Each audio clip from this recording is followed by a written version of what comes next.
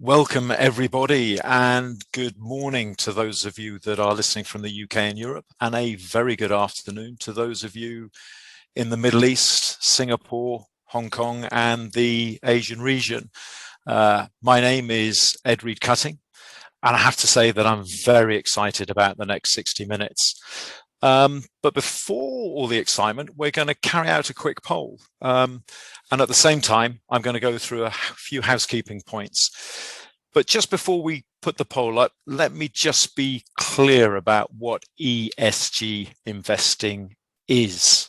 These are investments which take into account E, environmental, S, social, and G, governance issues.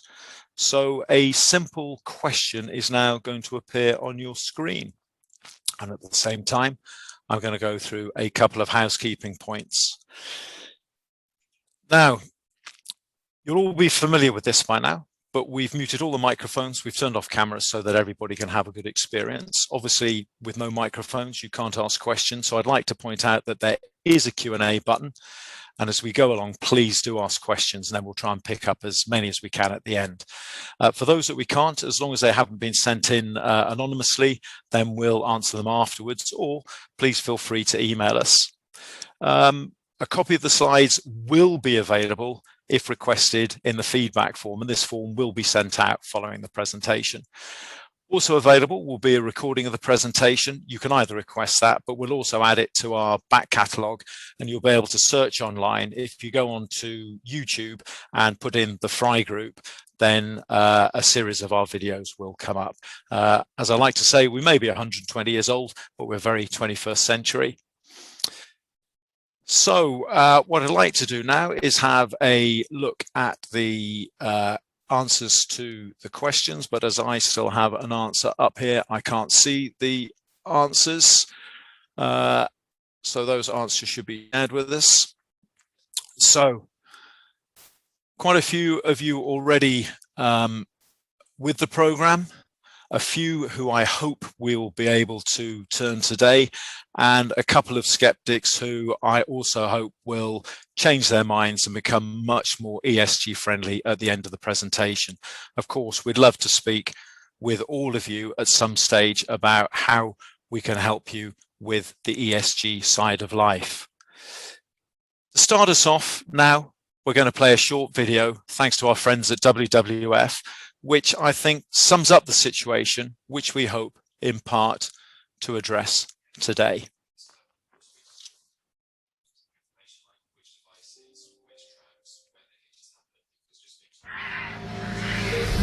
Our economic system is underpinned by the services of nature and the stability and resilience it provides. But flaws in the finance system have helped tarnish our natural world. The impact of climate change and nature loss becomes increasingly difficult to predict into the future and even more complex to ensure. What's the point of receiving a pension when our children cannot even play outside? Revolutions happen when the majority of people think that it's a mistake to try and block change. In the terminology, it would be a climate Minsky moment. And that's what we need to avoid, which is why we need to start moving today. Do we invest money in the practices that take us deeper into this crisis, or in the solutions that could get us out of it?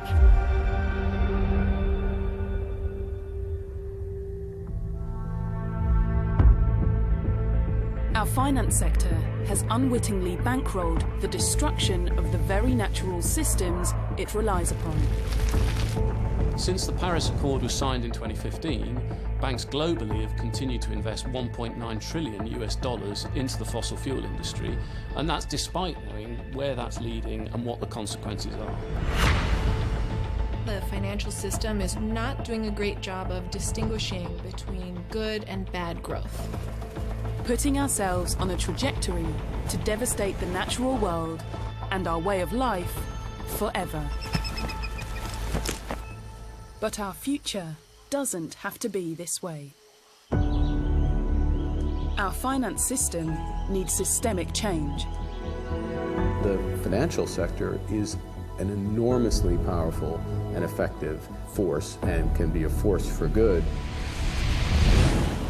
No sector is better placed to drive the transition to a sustainable economy than the finance sector itself. The public needs you to take the lead and needs you to be brave. We need to build a finance system which is recalibrated to the long term. One that is transparent, so all investors can see what their money is funding.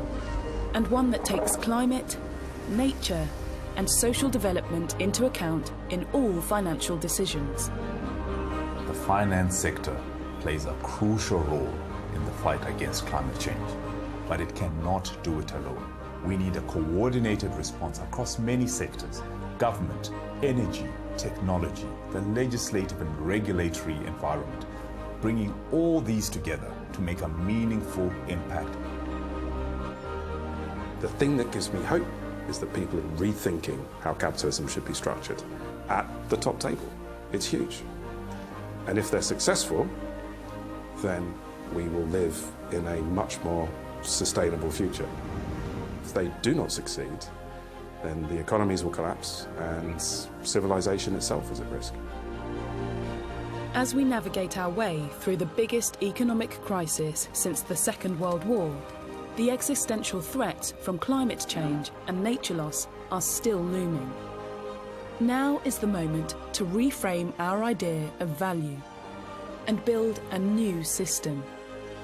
One that will safeguard ourselves from future global shocks. If we do this, we'll be leaving a legacy of which we can feel justly proud.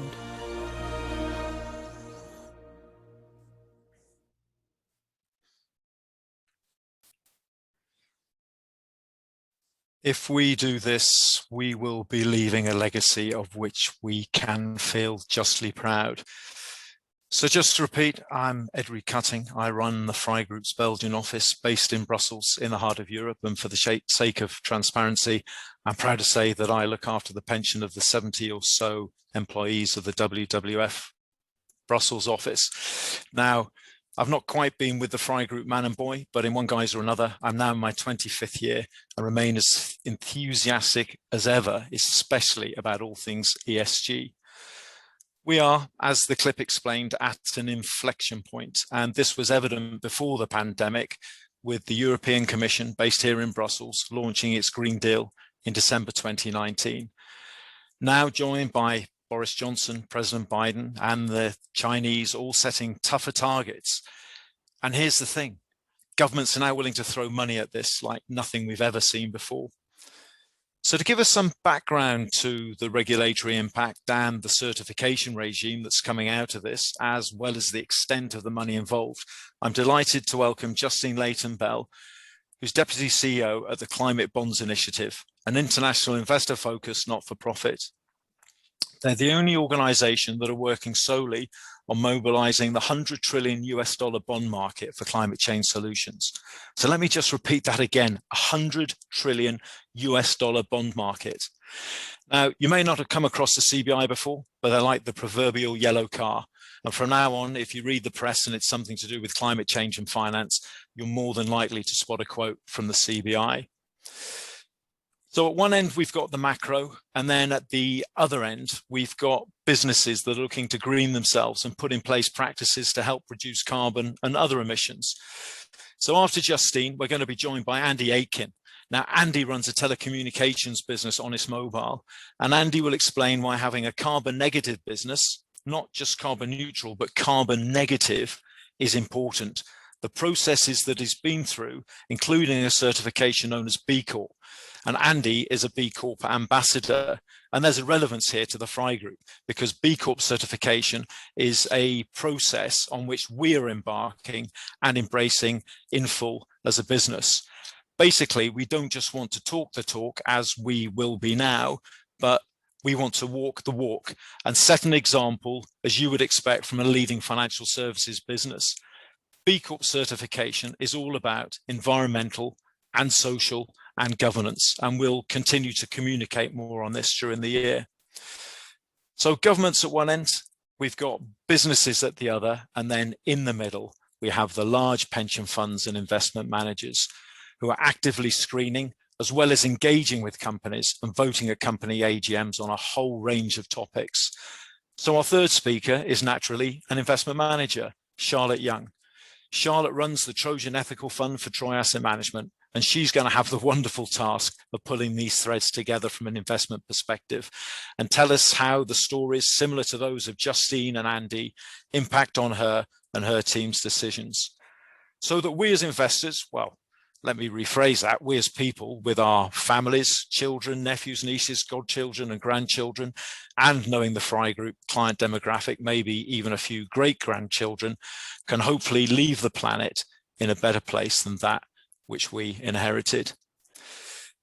So now it gives me huge pleasure to welcome Justine, who in a ridiculously short period of time will do a whirlwind global regulatory scene setting. Justine, good luck, and the floor is yours. Thank you, Ed.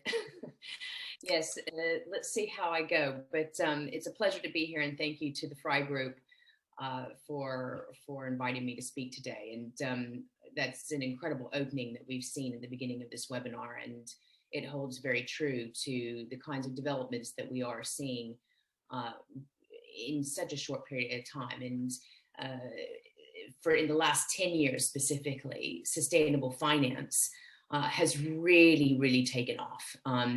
If we think about where we were 10 years ago, sustainable finance was hovering a few million, if that a billion, to be even spoken of.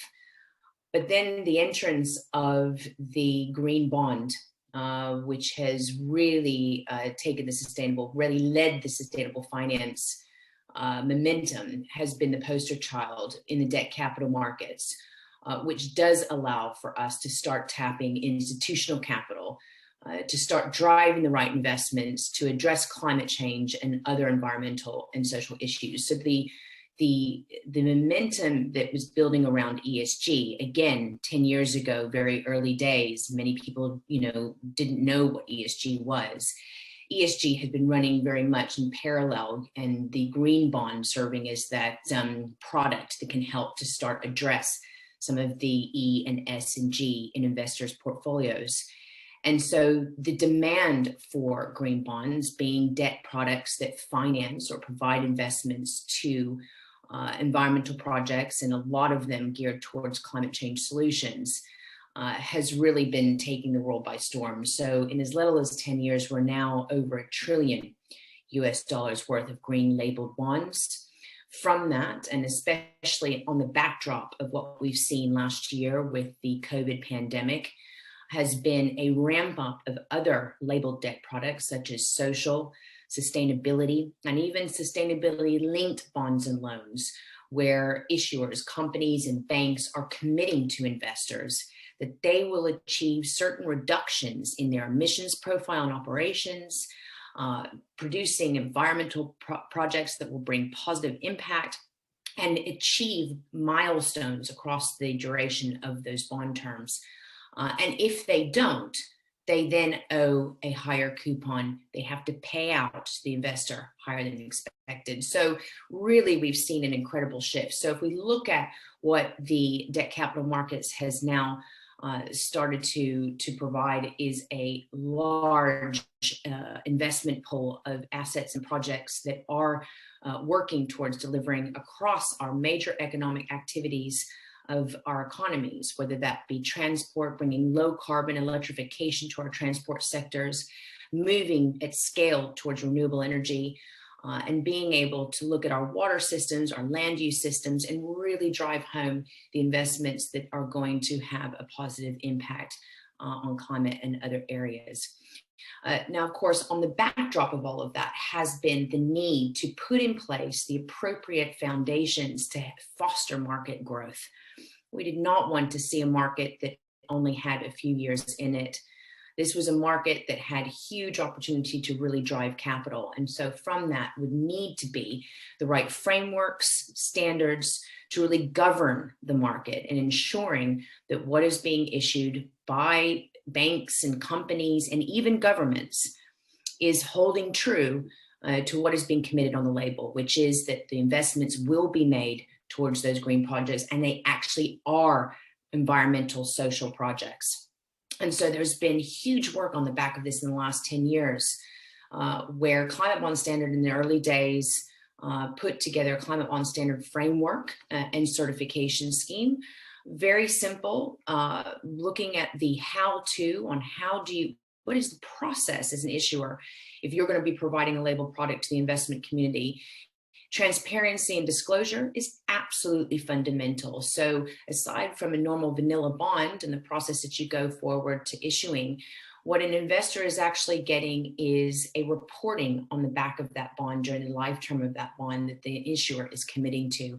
And that is providing all the information that the investor needs to be able to ensure that what it's investing in actually matches to their own ESG mandates of what they have committed to. So the Climate Bond Standard served as that underpinned area for guidance, and then ICMA, the International Capital Market Association, putting forward the Green Bond Principles, which has now evolved into many different principles around the social label, sustainability linked label, and green. And with those two, those rules and the voluntary frameworks that they provided has helped to foster the growth of this market by keeping the market honest. But of course, there's also been the need to understand, well, what do we mean by green? And so what we've seen in the last probably 2-3 years has been the Commission, the European Commission, and other regulators around the world recognizing that they have a role to play to making sure that they are putting in the right foundation into their local markets. And so with the EU Commission stepping up a few years ago to put forward their Sustainable Action Plan, one of the key areas was putting in place a taxonomy. CBI put the first taxonomy into the market in 2013. This is essentially a dictionary or a catalog, if you say, of all the key investments across our economic activities and sectors that are going to drive those sectors towards a low carbon and climate resilient economy 2050 and beyond, ensuring that we are aligned to 1.5 degree trajectory underpinned by the latest science. So science evidence-based criteria, sector criteria. And that has been used as a communication piece to all market participants on what we mean by green. And the EU took initiative to put their own taxonomy in place that would speak to the European community on what is green relative to the targets that EU had set by 2030 and beyond relative to their climate policy. Of course, China also paying attention in 2015, recognizing that being able to access international capital to assess their extremely challenging environmental needs from a domestic front was the PBOC stepped in to put in place their green bond catalog, which was similar to the CBI taxonomy, but in speaking to the China context. And that has also been evolving since 2015, and China has become almost one of the leading issuers on green bonds globally. And so with the EU's taxonomy, now China, there's a harmonization effect that is happening between EU and China on their green bond catalog for looking at areas of alignment and how they can ensure that flows of capital that will meet environmental objectives can happen between the two economies. Now, of course, you can imagine that that's going to have a significant effect on capital flows globally. And so what we have seen is this emergence of a global taxonomy development happening around the world, where governments with their zero carbon commitments that have been made across the world in the last year, there's been more zero decarbonization targets set this past year than ever before. And I think on the back of COVID, it was quite clear the need and urgency to make sure that we are investing in our environment and our planet, but also maintaining resilience in our financial system and our economies.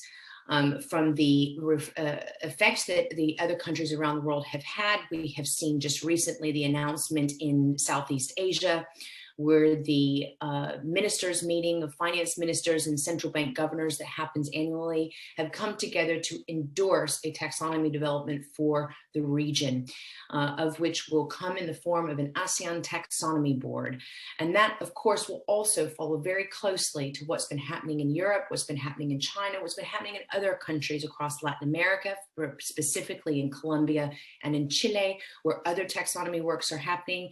This is an amazing period of time, and I will finish with this, because for the first time in history, we have governments around the world, capital market regulators, beyond the NGOs and environmental activists that have been, really driving home this message in decades prior. Financial communities are stepping in, the governments are stepping, the regulators are stepping in, because they've recognized the risk that we have.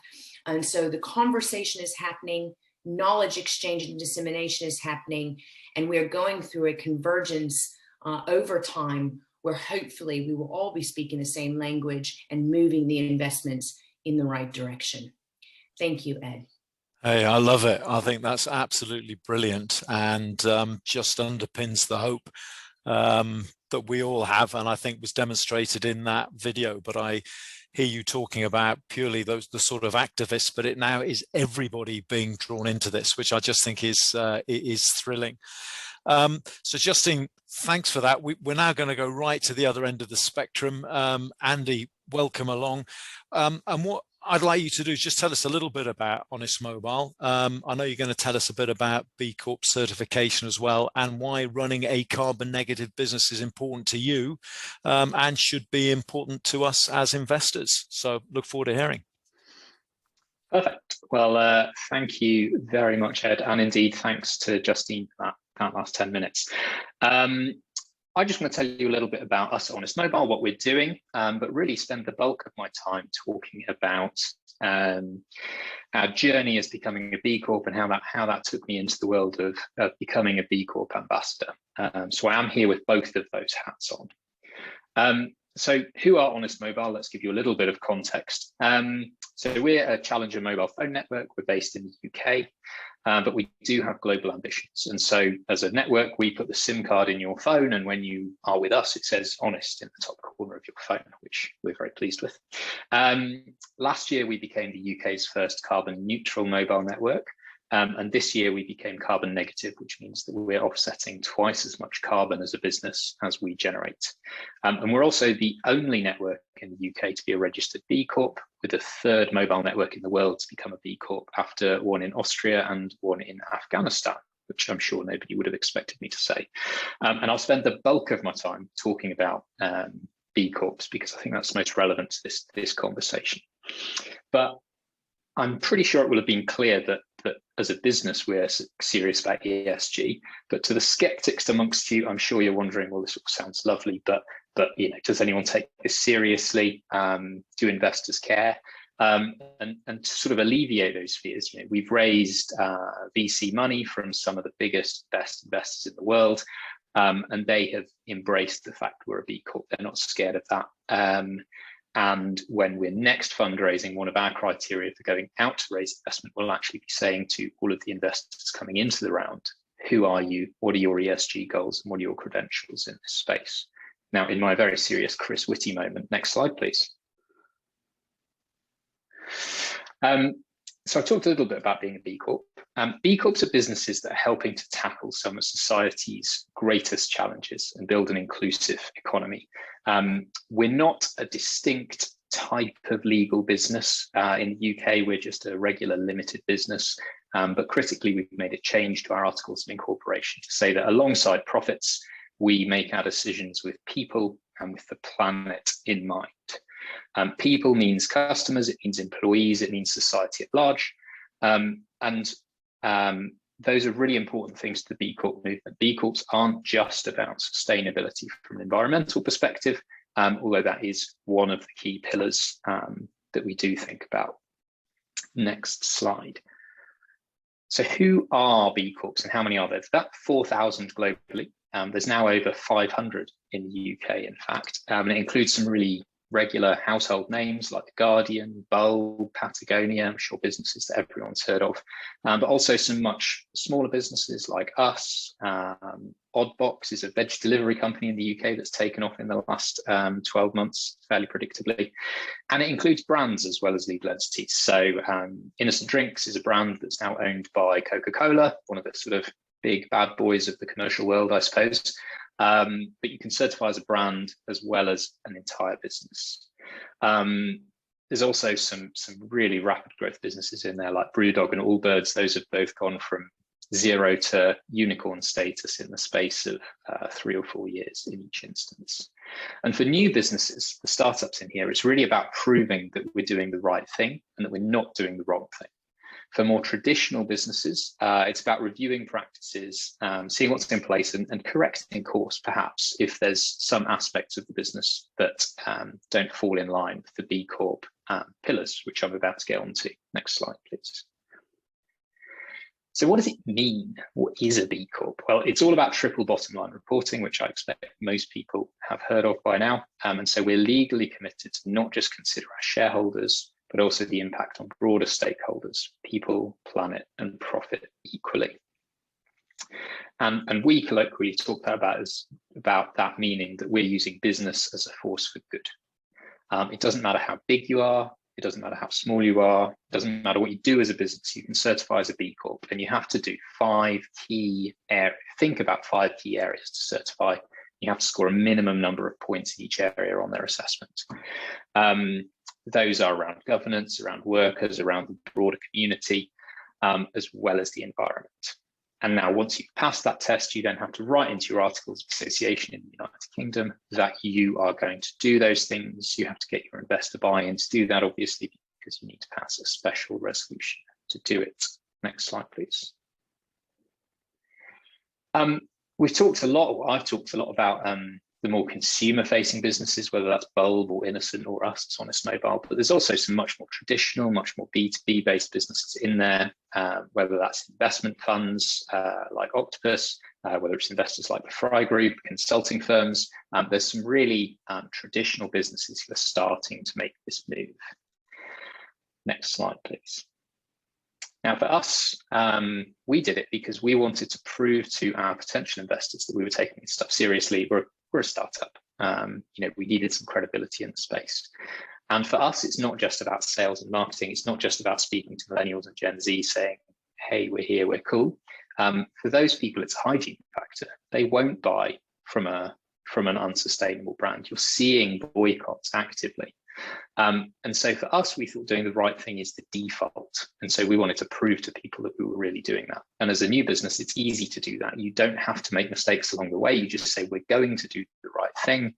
You commit to doing that and you keep following it through. For a more well-established business, it might mean changes to governance, it might mean changes to policies, it might mean changes to strategy. And in the short term, that could harm profits. Next slide, please. But we think in the long term, it will enhance profits.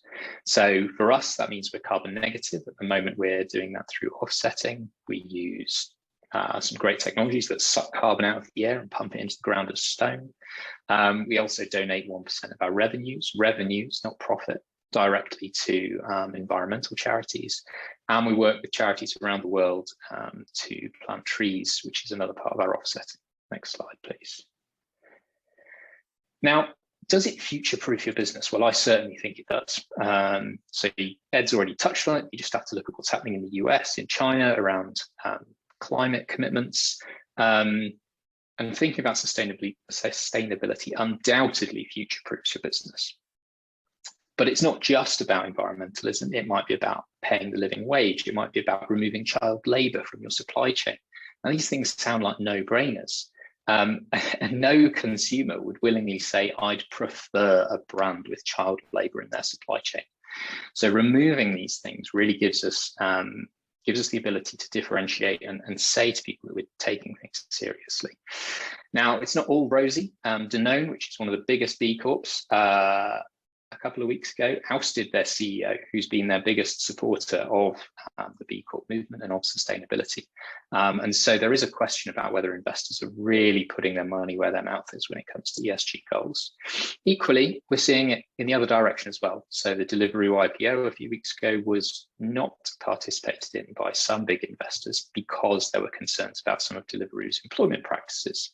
So we do see both sides of the coin.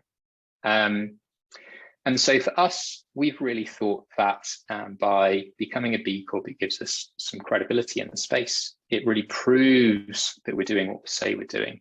And for millennials and Gen Z, that really gives us great opportunity to talk to them and get them engaged in our journey. But very happy to answer some questions shortly, but that's everything for now. Brilliant, Andy. Thank you very much. And in fact, we've actually just had a question in for you, which I hope we have time to answer at the end. I'm sure we will. You mentioned future-proofing your business, and I think this is a lot about what we as investors want, and what the whole ESG moment is about, is investing into businesses which are going to be here for a long time. So I think that's a great term. Charlotte, I'm sure that you'll cover this, and it's not just that you'll need to cover, but there's quite a lot of threads there from Justine's macro and the certification all the way through to the very minutiae when you're talking to businesses before you decide how you're going to invest into them. So I'm really looking forward to hearing what you have to say to us this morning or this afternoon. Thanks, Charlotte. Over to you. Great, thank you. Yeah, I'll do my best to follow two excellent acts before me. But yeah, thank you so much to the Fry Group for hosting this. I mean, the Fry Group have been investors in Troy's funds for almost a decade. Whilst we do very much hope to see many of you in person at some point, this webinar definitely has the added bonus of having a minimal carbon footprint. So we're pretty happy about that. But just over the next 15 minutes, I'm going to give a brief introduction to Troy and the Trojan Ethical Fund, explain how we approach investing, and in that context, why ESG is just absolutely critical to our process, and frankly, to any investor who cares about the long run. So just moving on to our second slide, so about Troy Asset Management. We are a London-based asset manager, so we're owned by our founders and our employees, and we were set up 2 decades ago to protect the hard-earned capital of Arnold Weinstock, who was a British industrialist. Our approach is not about beating peers or benchmarks over any short-term time horizon. It's about preserving and growing, in that order, our clients' money over the long run. So we invest in things we understand, we take risk that we believe we're being paid to take, and we just keep that laser focus on the long term. So the result of this approach, shown on the following slide, via our multi-asset strategy, which Sebastian Lyon has run since inception and on which I'm his assistant fund manager, has been to consistently protect on the downside. So the drawdowns of the Trojan Fund, you can see in the blue area, are much less than those of the market. And over the 20-year life of the Trojan Fund, in 5 of the 6 down years for the UK equity market, the fund has made money. In the up years, we'll tend to lag, but that more consistent compounding to lead to better returns overall. And this approach of treating other people's money responsibly is really what attracts a lot of people to Troy, including that's why I joined Troy in the first place. I think fund management can often be treated as a competition or an opportunity to look smart over short time frames, but that really misses the point of what this is about. It's individuals and charities trusting us with their wealth. So just onto the following slide, and I want to give you a brief introduction to the Trojan Ethical Fund, which we set up 2 years ago in response to client demand. So investors in the existing Trojan Fund who wanted access to those same types of returns, but with certain controversial sectors excluded. So after ethical screens, this mandate follows the same approach as that of the Trojan Fund, so investing across 4 asset classes: equities, bonds, gold and cash. And just coming on to the following slide, I'm going to very briefly touch on the screens, but really this is just the surface level of what responsible investing is about. So to explain these at a high level, these are based on what clients fed back to us was important to them. So there are 7 equity sectors that are screened out. For government bonds, we exclude all sovereign subject to EU and UN sanctions. And for gold, we screen out gold that doesn't meet the responsible sourcing standards for the gold bullion in the London market. So these are quantitative screens. They're quantitative and they're binary. They're an overlay, but they really just scratch the surface of what it means to be a responsible investor. So in our opinion, it is to be responsible, you have to invest in good businesses. And for us, that's where we begin. The asset allocation starts for us with the equities. So if the companies that we favour are too expensive, then we're not afraid of holding bonds, gold and cash. And we currently own index-linked bonds and gold alongside the equities and the cash in the portfolio. But it's just really important not to compromise on the quality of the companies. And if businesses that are within our quality criteria are too expensive, that's reflected in our asset allocation. So just on the following slide, what are the ingredients of a good business? Good businesses need to have really special features. So whether that's Visa's payment networks or Unilever's brands like Marmite and Dove. And we also need these companies to be resilient, and COVID was a pretty good test of that. And I think you won't be surprised to hear that the 4 companies, all of which are in our top 10 on the right here, they've come out much stronger from COVID. They've also got to be able to adapt. There's a huge amount of change in the world, and a big part of that change, almost the most important part, is how we're going to deal with the climate crisis that we're facing. So this idea of sustainability, historically, people would talk in the investment world about sustainability as 2 discrete definitions. So one with a lowercase s that denotes something that would last, generally pertaining to financial returns, and then one with an uppercase S referring to companies that behave responsibly towards all their stakeholders. And I think it's increasingly clear that these 2 are just inextricably linked. We can no longer see a divergence between the 2, and very pleasingly, it's no longer a choice between doing the right thing and making money, in our view.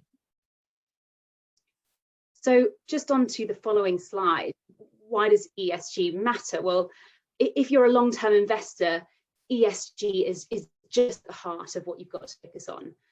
We're investing in companies that are built to last, companies that consider impact on the environment and society, supported by really strong governance. And I think in the past few years, as Justine mentioned, consumers, regulators and investors are rightly just demanding more from companies and holding them to a much higher level of account. So that's a really positive direction of travel. And these 3 actors are all favouring overwhelmingly the companies that are good actors. The bad actors are not going to have a license to operate. So it is the task of the most long-sighted management teams to get ahead of these demands before they are legally mandated and before customers wholeheartedly just reject their products. So in order to do this, companies have to invest. They have to invest behind cleaner technology, more responsible supply chains, structures that really promote a thriving and diverse workplace. And in order to be able to make those investments, companies need to have financial firepower. So we really favour those that are well capitalised, those that are profitable, but also those that have the willingness to act. So management teams who get it, who understand the problem and are not afraid to address it. So how do we do this at Troy in practice? Slide 9, just in terms of how we integrate it into our research. We do this by getting everyone involved. So the whole research team is our ESG team, and that really matters. It matters because the people who know the companies like the backs of their hands are best placed to actually identify those existential threats from, let's say, the supply chain or management incentive structures. these are also the people that are best placed to hold management to account. So if you're asking about plastic waste in the same breath that you're asking about the M&A strategy or the balance sheet, the CEO tends to take you more seriously. And we've had really encouraging traction with all of our companies on a whole host of issues. This framework that we use also means that when we do engage with a business, everyone on the team's on the call, so including the fund managers who make the decisions. And that means that the conclusion is properly integrated into that decision making and into the portfolio. And not only is the series of perhaps fruitless engagements on a really material issue which management just don't get indicative of an ESG risk, it's also a really helpful window into a company's culture overall. So if a business is on the back foot with ESG issues, it's very likely that they're also lacking foresight in another area, whether that's innovation, capital allocation, response to competitive threats. It's a very, very helpful lens. So just onto the following slide, we've had a few engagements in the past year that we split by country and by type, so E, S or G, and we really do expect the social and the environmental pieces of the pie to continue to grow over time. I just want to give you a couple of examples of issues that we've done a lot of research on and engaged, and slide 11 just shows you plastics waste as a recent example. The issue of plastics waste is just absolutely critical, particularly for our consumer packaged goods companies.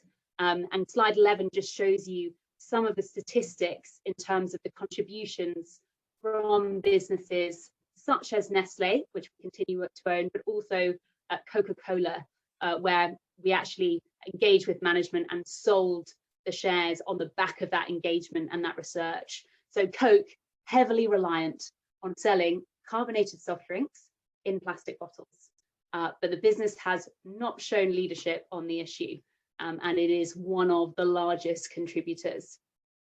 And then you've got at the other end of the spectrum, Nestle, which we continue to own, is one of our top 10 holdings, which has committed 1.5 billion Swiss francs to paying a premium for recycled food grade plastic between now and 2025. So what that's doing is actually incentivizing the manufacturing of that plastic, which is entirely lacking.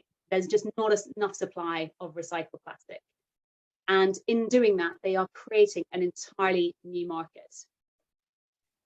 We engaged with Coke before we sold the shares.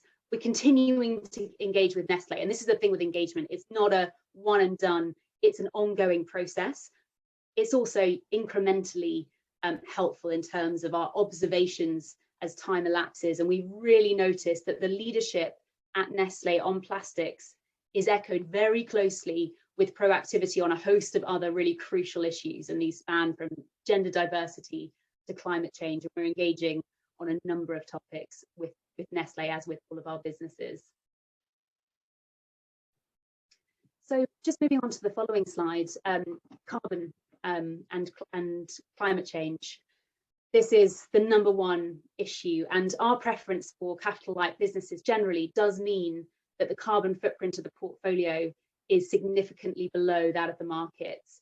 But this is still the single greatest environmental issue that the world faces, and one on which every single business needs to take action. The good news is, as Justine mentioned, regulation's moving really fast and companies, investors are just having to disclose more. Very few, as yet, are actually on track to keep the world's temperature increase to a 2-degree rise versus pre-industrial levels, let alone the 1.5 degree rise. But like any problem, the first step to recovery is acceptance. And we're seeing increasing transparency, we're seeing increasing measurements and plans of action. And that makes us optimistic. For us at Troy, we really expect our companies, because they have the financial firepower, to lead on this. And Microsoft, which is our largest holding, is a really good example. So they've committed by 2050 to remove all of the carbon that they've emitted since the foundation of the business in 1975. So with over $100 billion of cash on the balance sheet, they're pretty well placed to invest in the technology to do that. So how can investors make the boat go faster? And slide 13, just one hugely positive aspect of this ESG groundswell is that parties are increasingly aligned. So as Justine was mentioning, it's not just NGOs anymore, whether you're a consumer or a CEO, there is now a personal and a professional imperative to do the right thing. And naturally, this is leading to a huge amount of collaboration.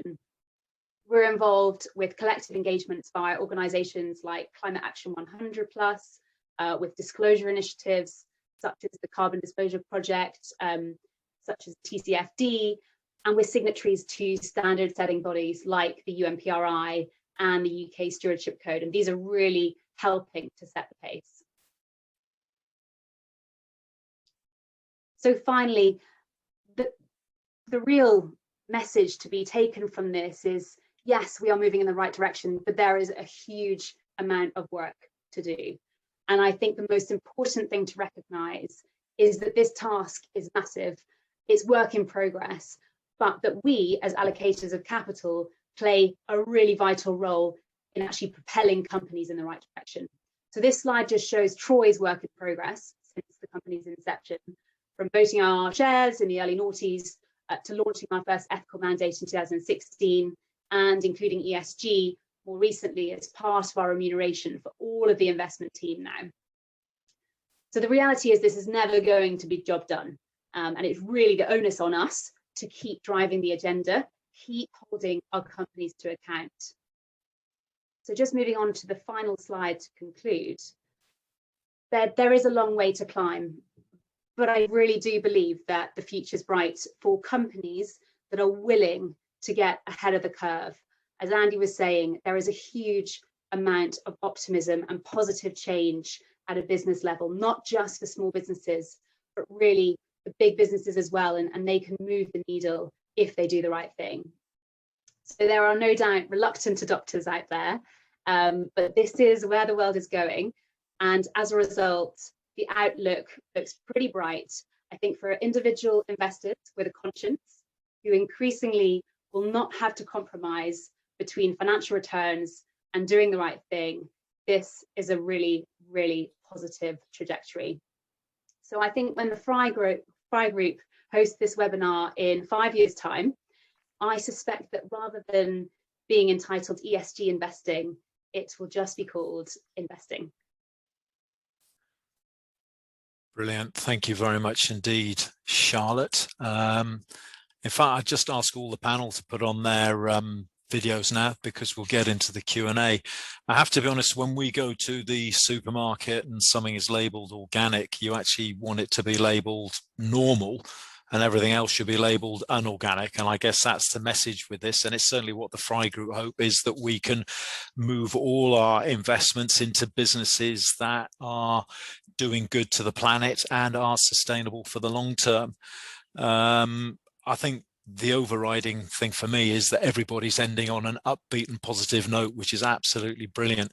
We've got some good questions coming in. I'm going to go back to the beginning. This has come from James, and I'm going to pass it to you, Justine.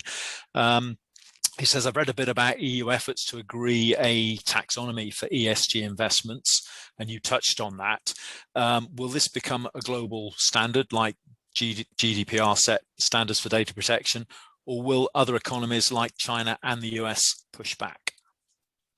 Very good question. I do not see the EU's taxonomy becoming the global taxonomy. Let's be very clear. But the most important role that the EU taxonomy will play is to help other economies around the world understand what we mean by 1.5 degree trajectory and what needs to be the type of investments and the parameter around those investments to make sure that they are on that pathway. Now, it's not to say that the EU taxonomy is perfect and has landed there fully, but what it has done is get the conversation, the dialogue happening.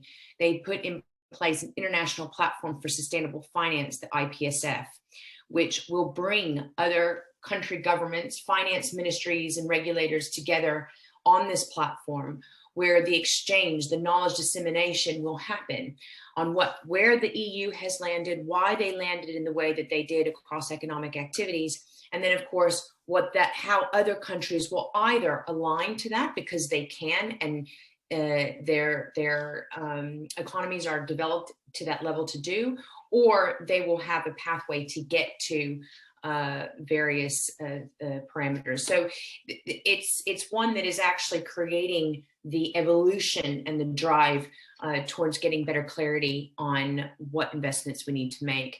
And of course, China now recognizing the need to continue to attract European capital, and knowing that European capital is going to become ever so more demanding on what it's investing in, China wants to make sure it can secure that. So hence the need to, liaise with the EU Commission, and the EU Commission liaising with China on how to align. But we will definitely have versions that will adapt to the local context, but the headline across all of these taxonomies are two fundamental: 1.5 degree trajectory, science-based targets. And I think that's what we're going to end up achieving over time. Okay, just a quick one from me, because you've just spoken about China there. How do we square the circle with China being on board with all of this, and yet the headlines that we read about them continuing to build and finance coal-fired power stations? I'm a little bit more optimistic about China, to be honest, Ed, given the close work that we do in China. The front in China right now is embracing and moving at speed, which I appreciate the international community may not be aware of, on green finance. Yes, fossil fuel economy still holds true in China's domestic market, but it also recognizes the urgent need to move towards a low carbon economy, and has been one of the leading issuers on green bonds, all tied predominantly to renewable energy, low carbon transport, electrification of the transport sector. They were the first to come in really on the back of getting the rules of the game of the POC, which went from 0 issuances to 40 plus issuances overnight. Look, I appreciate China has a lot of work to do, even beyond environment. There are social issues that do not allow it to align to ESG fully, but there is leadership there. 2060 net zero carbon put forward by China. There's other major economies that have not stepped up with such an ambition. So I think watch this space. You'll be surprised to see what China accomplishes in this next decade on green. Brilliant, more positivity. I love it. Andy, quick question for you. The tech industry, you say that you're carbon negative. What other sectors, and maybe perhaps a little bit with your B-Corp hat on, but what other sectors would we look at normally as being saints? Because I didn't have any idea about telecoms being big emitters, but what other industries would we look at as being saints but are in fact sinners? Yeah, interesting. I guess the thing that Charlotte's touched on is that, it's not necessarily sector by sector. You look at Coke, you look at Pepsi, they have different outlooks. So it is hard to go on a total pure sector basis.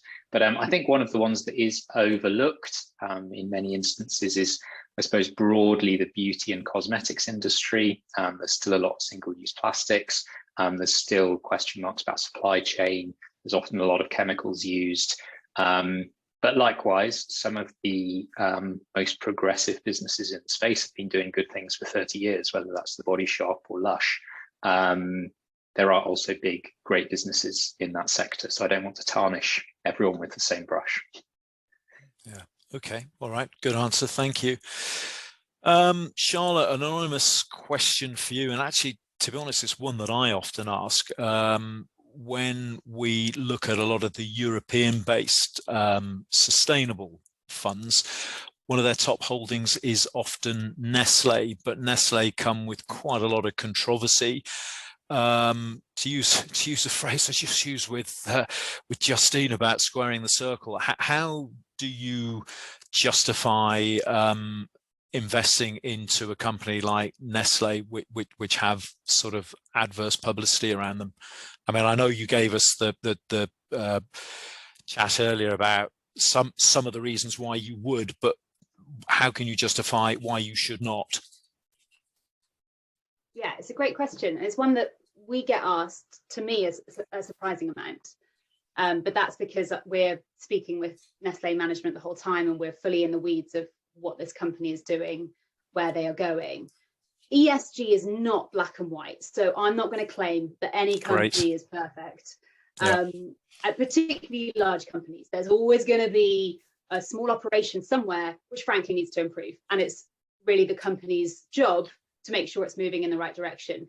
And that is what ESG is about. It's the trajectory, the direction the company's traveling in, and the rate of change. So it needs to be going fast enough. And if it's not, then as we do with Coca-Cola, we will sell it. However, if we think we're moving in the right direction, then that's a good thing. Nestle has advanced a remarkable amount, particularly in the last 4 years under the new CEO. And I think the issue with ethical investing, it's a very emotive topic. So, and particularly with brand names that have a history, which Nestle does, of, for example, infant milk formula scandals, which I think is the one that generally triggers that general perception of Nestle as bad, that these historic issues are historic. There are clearly things that they can do to improve, but we look at Nestle today, they are setting standards. They are the leading responsible provider of infant milk formula today, and they're involved with standard setting there. So, and they're doing a huge amount. We talked about plastics, carbon. They're one of the very few companies in that space to actually include scope 3 in their net zero target.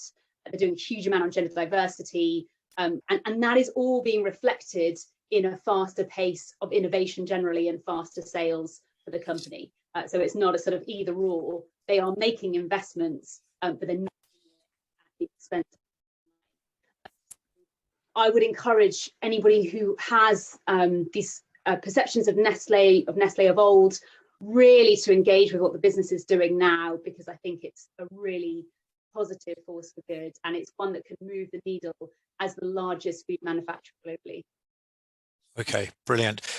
Nice prompt there just for me to come in and just talk about a question that was sent in earlier. My colleague Ian Gilmore, one of his clients, asked him about how the Fry Group go about engaging with investment managers, and you've just said there's a whole range of green, and we know know the term greenwashing. We have light green, we have dark green, we have negative screening, we have positive screening. Basically, the Fry Group does have a process. We partner with RSM, who are a research group that makes sure that we know what screening has been applied to all the various funds, and clients have different needs. So we need to ask the client what they actually want. And for those who want a very, very dark green, then we also work with a specialist investment manager called King & Shaxton, who provide very dark green portfolios. So we've got something for everybody. Just we're getting right to the very end now. Quick yes or no for you, Charlotte. Brewdog recently became carbon negative, but actually not recently. They recently became a B-Corp, but they are carbon negative. Would you invest in them on the basis that they provide alcohol? Yes or no? Our ethical fund screens out alcohol. Okay, so that's no. Perfect. Quick one for you, Justine. Shell and BP both say they'll be carbon neutral. Sorry, both say that they are carbon neutral. They're investing money into new technology to achieve that. Do you believe them? That's very much part of the transition story. Yes, I do. I think that to Charlotte's point around engaging with Nestle, it's a similar situation here. The oil and gas industry, their days are numbered, and it's about new business models, fundamentally transforming their business models, and definitely investing more into technologies and renewables. And that's exactly what their plan is to do. So most credible compared to most out there in the market right now. Brilliant. Thank you very much. We did say we'd finish on time. We will finish on time. So I'm going to race through this a little bit. Sorry, Andy, no last question for you. For those of you that are listening, if you'd like to discuss anything about today's presentation, please do get in touch. Just before we close, a quick sentence about the Fry Group. Most of you all know we've been established for more than 120 years. And since then, we've helped thousands of people around the world and across the generations. And whilst we do have a UK focus, today we've got 8 offices worldwide, so we can offer a truly global perspective. And our core purpose, our mission, if you like, is to provide people with financial freedom. And of course, there are many threads to this operation, and our service covers the 3 core areas of financial planning: tax, estates, and investments. But integral to financial freedom is not only helping clients grow their assets, but increasingly look at ways to protect those assets for the future generations. And this presentation has been focused, I hope, on protecting assets from an investment perspective for those future generations. So here are contact details, and for those that use it, I'd encourage you to search us out on LinkedIn. And just to repeat, the slides and indeed a recording of this session will be available. On behalf of the Fry Group and on behalf of the audience, I'd very much like to thank our speakers, Justine, Andy and Charlotte. You've made it a really great 60 minutes and it lived up to everything that I was expecting. And to those of you that signed in to listen, thank you very, very much. And last but not least, please remember, if we do this, we will be leaving a legacy of which we'll feel justly proud. Thank you very much indeed for your attendance.